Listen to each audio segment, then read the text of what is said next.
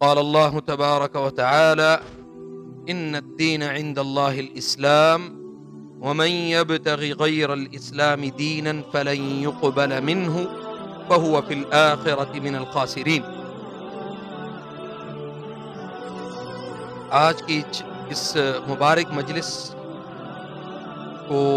اس کا اہتمام کرنے والوں کو اللہ تعالیٰ انہیں جزائے خیر دے۔ ہمارے گھروں میں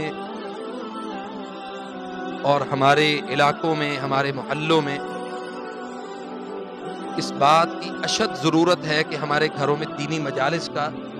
انعقاد کیا جائے، ان کو بنایا جائے، ان کو اللہ کے دین پر بات کی جائے۔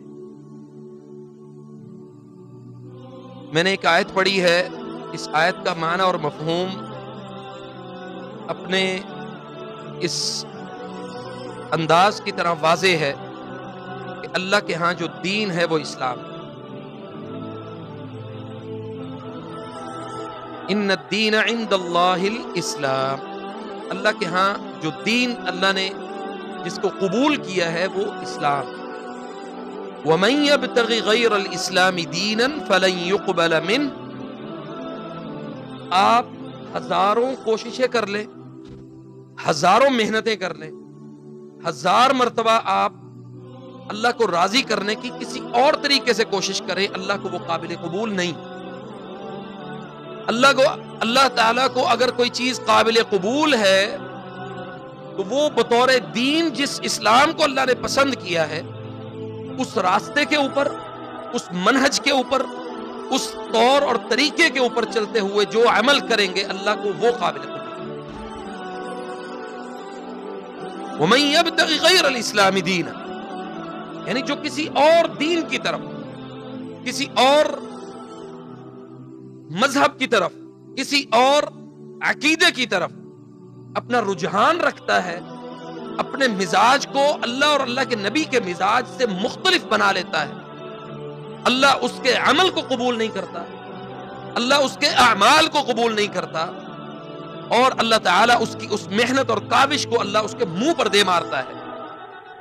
کہ تم نے اپنی مرضی کی ہے، تم نے اپنے معاملات میں اپنی مرضی کی ہے، جاؤ یہ تمہارے لیے تمہارا دین، لکم دینکم ولی دین۔ نبی صلی اللہ علیہ وسلم نے اس دین کو پہنچانے کے لیے جو محنت کی اور جو مشقت کی، آج ہمیں معاشرے میں اس کی روایات تو نظر آتی ہیں،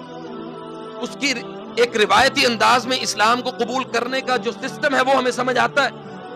لیکن ہمیں جو چیز سمجھ نہیں آ رہی وہ سب سے بڑی وہ یہ ہے کہ ہم نے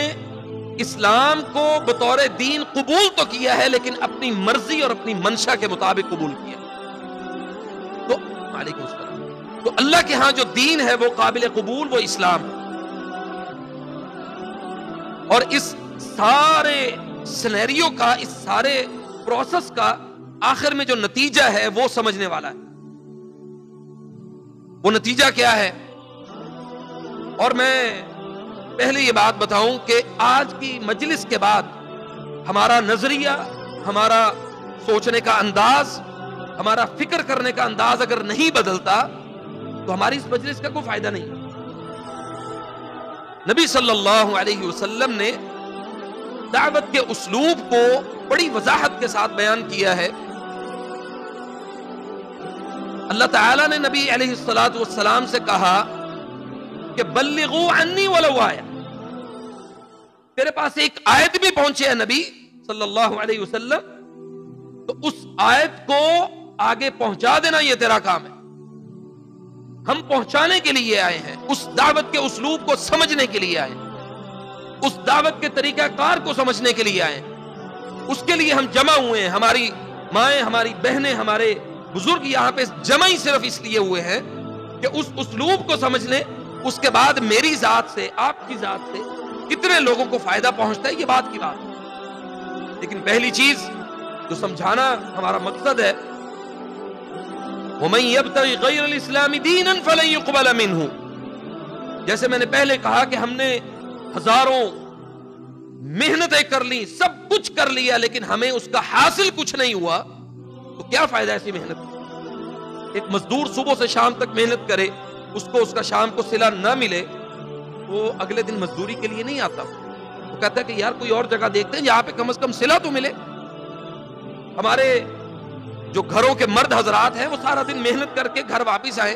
خالی ہاتھ واپس آ جائیں، وہ اپنے بیوی بچوں کو کیا شکل دکھائیں گے کہ بھئی آج ہمیں کچھ نہیں ملا؟ ان کو جو اصل بنیاد تھی، جو انہوں نے محنت کی، اس کا صلہ ہی نہیں ملا۔ تو مجھے یہ بتائیں کہ کیا آپ اپنے بیوی بچوں کو یہ سکون اور راحت دے سکتے ہیں کہ جب صلہ ہی کچھ نہ ملے؟ اور یہی حال ہمارے دین کا ہے، ہمارے عقیدہ توحید کا ہے کہ اگر مجھے میرے عقیدہ توحید نے صلہ نہیں دیا تو میرا وہ عقیدہ کیا ہے؟ میرے اس عقیدے کے اندر وہ قوت ہی نہیں ہے، اس کے اندر وہ تاثیر جو اسلام کی ہے اس کے اندر وہ جذب کرنے کی طاقت ہی نہیں ہے، تو وہ میرا عقیدہ مجھے فائدہ نہیں دے رہا، وہ مجھے نقصان دے رہا۔ فَلَن يُقْبَلَ مِنْهُ، آپ نے ساری زندگی محنت کی، اللہ کہے گا جاؤ یہ میں قبول ہی نہیں کرتا۔ مجھے یہ بتائیں کیا فائدہ ہوا آپ کو اتنی محنت کرنے کا؟ پھر آخر میں بڑی زبردست اس آیت کا آخری حصہ بہت سمجھنے والا ہے، فَهُوَ فِي الْآخِرَةِ مِنَ الْخَاسِرِينَ، وہی یہ وہ لوگ ہیں جن کو آخرت میں اللہ تعالیٰ نے خسارے سے لد دینا، بھر دینا۔ ساری زندگی میں نماز اپنے طریقے سے اگر پڑھوں، نبی صلی اللہ علیہ وسلم کے طریقے کے مطابق نماز نہیں ہے تو میری نماز نہیں۔ صلوا کما رأیتمونی اصلی کے مصداق میری نماز نہیں ہے تو میری نماز نہیں ہے۔ اپنی مرضی سے نماز پڑھیں گے تو اللہ کے ہاں قابل قبول نہیں، اپنی مرضی سے عقیدے کو اخذ کریں گے تو قابل قبول نہیں ہے۔ ہم نے آج کل علم کو حاصل کرنے کے جو ذرائع دیکھے ہیں وہ سب سے زیادہ انٹرنیٹ ہے، سب سے زیادہ ہمارے پاس اس وقت انٹرنیٹ سے، ہم یوٹیوب کھولتے ہیں، ہمارے سامنے مختلف علماء نکل آتے ہیں، ہم ان سے جو چیز سنتے ہیں بغیر تحقیق اس کو قبول کر لیتے ہیں۔ یہ فتنے، اور ان فتنوں سے بچنے کے لیے آپ کو قرآن کریم کی تفسیر اور نبی صلی اللہ علیہ وسلم کی حدیث کو خود پڑھنا پڑے گا۔ اگر آپ ان فتنوں سے بچنا چاہتے ہیں، اپنے آپ کو بچانا چاہتے ہیں، ہماری بہنیں، ہماری مائیں اور ہماری گھروں کی بچیاں جو ہیں، کہ سب سے زیادہ ضرورت ہمارے گھروں کے اندر ہے، بچیوں کو ضرورت ہے اس بات۔ یہ تھا میرے موضوع کا پہلا حصہ کہ جس میں ہمیں سمجھنا بہت ضروری ہے۔